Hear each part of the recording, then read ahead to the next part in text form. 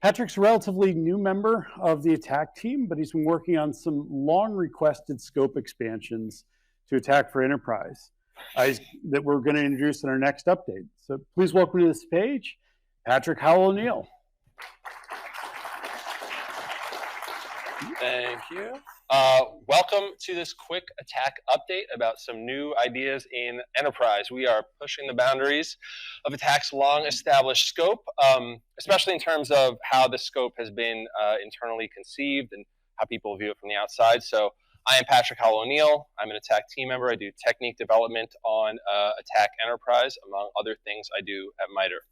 So this talk is about a few things. First of all, like I said, we're doing a few new techniques that kind of push the scope out. We're doing things that we've said no to previously.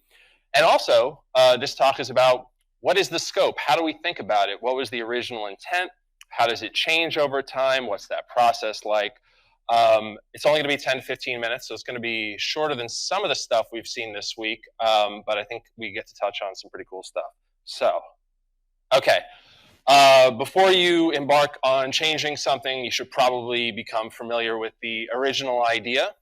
So in order to kind of tackle that for me, because I've only been on ATT&CK for about a year, and it's been an interesting year, but you guys just saw 10 years of knowledge up on stage here. So obviously there's a lot here for me to learn. So I enlisted the help of Jamie Williams, who helps run ATT&CK Enterprise, and Adam Pennington, who helps run ATT&CK overall. To get a sense of what the original intentions of ATT&CK were, what the lines that were drawn were, and I mean, they helped me understand kind of, again, how you get from A to Z over the years, which is very helpful for the new techniques that we are putting together for the new version of ATT&CK. So how do you conceive of the original ATT&CK? At a very high level. It was focused specifically on, or primarily on things like data theft, so confidentiality in the CIA triad. That changed over the years. The impact tactic was added. Availability became a priority because of things like DDoS, things like ransomware, stuff that was becoming bigger in scale, and also the complexity and the sophistication of these incidents were changing. But when those expansions took place, there were lines drawn. So when lines are drawn, things are included, things are excluded. So specifically, what was excluded was things like fraud. So for instance, I email a CEO, I say, hey, you should wire money over here, and they do. That was excluded in those expansions. And the reason that was excluded was that was thought of as kind of a user training issue, a soft issue. That was the phrase that I've heard tossed around. Things that wasn't in the traditional landscape that ATT&CK wanted to cover. There were other exclusions as well. For instance, spam. Spam is not covered by ATT&CK really, but it is a objectively huge problem. And that point actually helped me understand that scale is not enough for inclusion in ATT&CK. There's more at play here than just scale. So then something changes. A bunch of conversations, me, Jamie, Adam. I know people who were up here on the stage before who aren't with MITRE but still contribute from a community perspective, started to think about BEC specifically. That's what I want you to think about first, because that's what has, I think, catalyzed a bunch of the change in mindset here. It went from, I previously described a theoretical incident where I just send an email and someone sends me $1 million back. ROI is phenomenal, but maybe not the most sophisticated incident of all time, where that's shifted over to more traditional intrusions, right? More sophisticated and complex intrusions. It's not just an email anymore. There are these intrusions where they include multiple attack tactics. They, and they occupy the space then that ATT&CK wants to cover because we can help traditional defenders, work in that area. So, and you'll see the FBI PSA here, by the way, talking about the $50 billion scam, which is a note that while scale itself is not enough for inclusion in ATT&CK, it's also not completely ignored. It's hard to ignore the scale of BEC these days. So, with that idea, we are expanding ATT&CK's scope a bit to techniques that we once explicitly said no to. So, you're already thinking of BEC a little bit. I want you also to think about extortion, ransomware, things that the community has been asking for a long time. community, not exactly a monolith. There's internal, external, there's different ideas here. And part of the reason there's different ideas about these specific threats is because the realities of those threats have changed over time in ways that I, just specifically talked about, right? The evolution in complexity, the evolution in sophistication, what defenders can do against these kinds of threats. But the reality is that now these threats have reached a certain level that we want to do more to be able to include them in attack. So we have a couple of different buckets of new techniques here that we're going to go over. But this is the first bucket, impersonation and financial theft. I'm going to read the top line of each of these so that you all get a good idea of what we're working with here, what exactly we're doing. And then we will go on to future buckets. Impersonation is adversaries may impersonate a trusted person or organization in order to persuade and trick a target into performing some action on their behalf. For example, adversaries can communicate with victims while impersonating a known sender, such as an executive, colleague, third-party vendor. And established trust can then be leveraged to accomplish an adversary's ultimate goals, possibly against multiple victims. Okay, simple enough. Financial theft is adversaries may steal monetary resources from targets through extortion, social engineering, technical theft, or other methods aimed at their own financial gain at the expense of the availability of these resources. And this next sentence is pretty important, I think, which is that financial theft is the ultimate objective of several popular campaign types, including extortion by ransomware, business email compromise and fraud, pig butchering, bank hacking, exploiting cryptocurrency networks. Again, scale, not enough in and of itself for inclusion, but also when financial theft is the ultimate goal of all of these popular and prolific attack types, it does start to feel a little bit funny sometimes to leave them out. So we can also talk about this second bucket of new techniques that we are including. So Spearfishing Voice is the name for each one. Voice is something that has been a long problem for a long time, but we haven't included it in attack. We're going to talk a little bit about the evolution that's similar to what's happened in those other attack types that I've talked about. But what even am I talking about with Spearfishing Voice?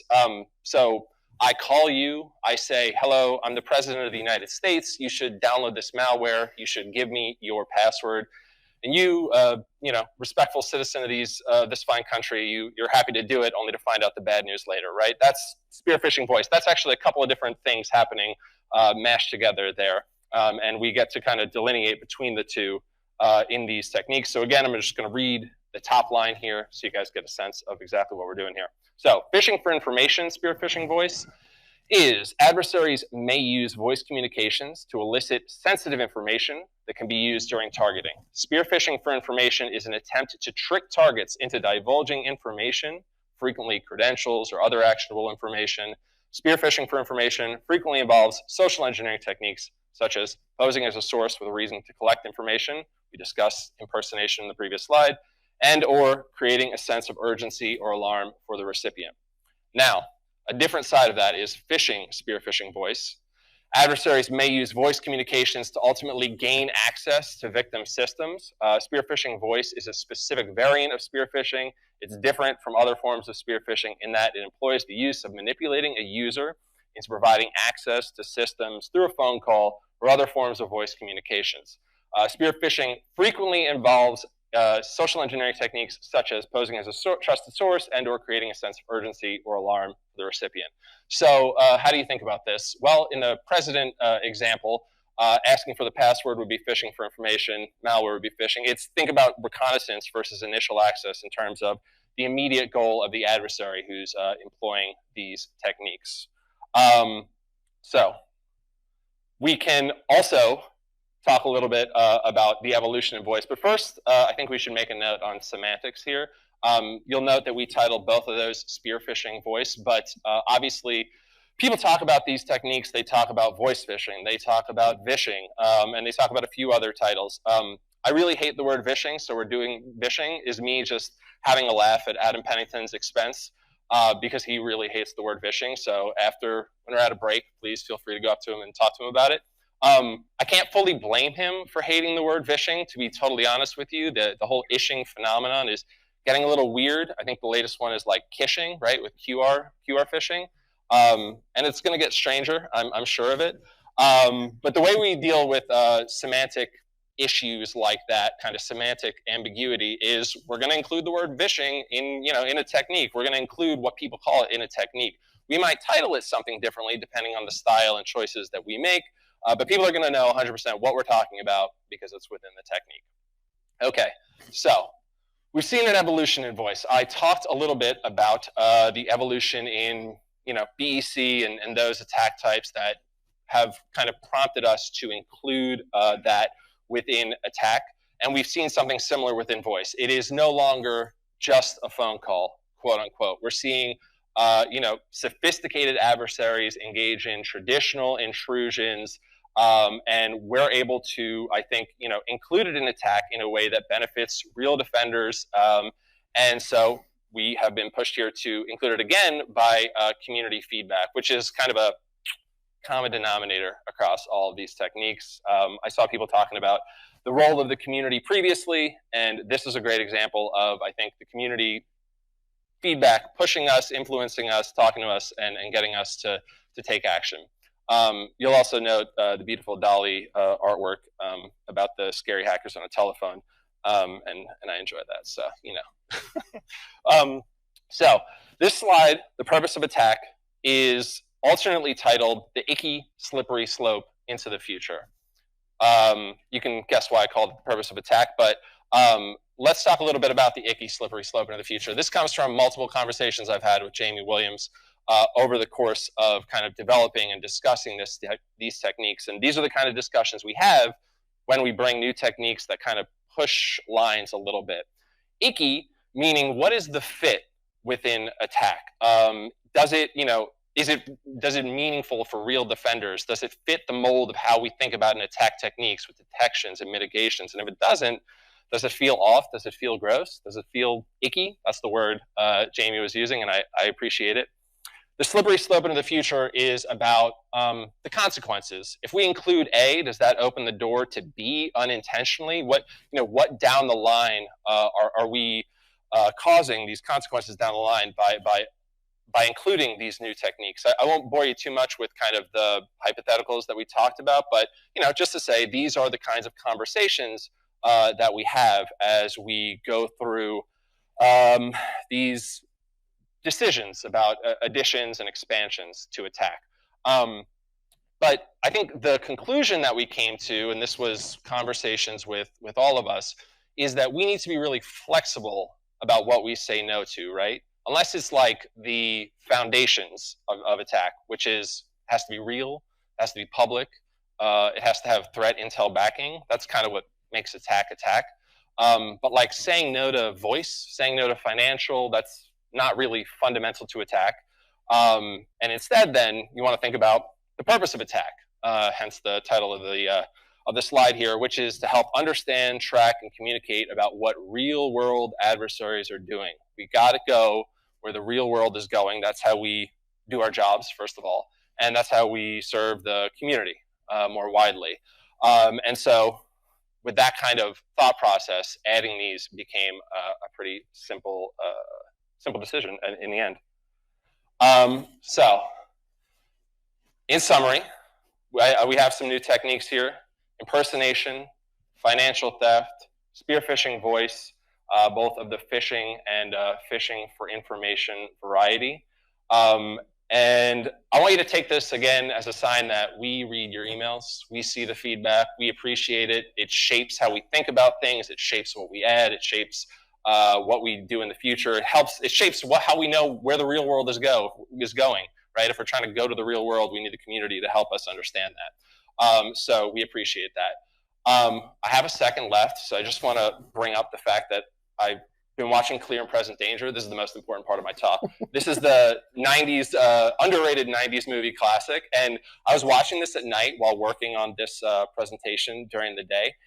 In this movie, Harrison Ford actually commits a little computer data theft and does it while he's on the phone with the victim. Incredible. But is it spearfishing voice? The answer is no. It's got to be like a sub-technique. So he's trying to distract the victim from even just looking at the screen. So I don't know exactly what that would be, but I'm now lobbying for a movie attack matrix. Maybe next year, I think that's what we can do. But that'll be my talk for next ATT&CKcon. But I think that's it for me. Thanks, everyone. We can maybe consider that idea for April Fools. That might be a good one. April Fools? I was being serious. But yeah, you got a little glimpse of why we're so excited for the release on the 31st. My favorite part about that presentation, besides all the memes, was you kept just enough mystery. We're showing all these new techniques, but no IDs. I imagine you can probably guess what 2 of those are, but at least the other 2 will leave to your imagination until the 31st.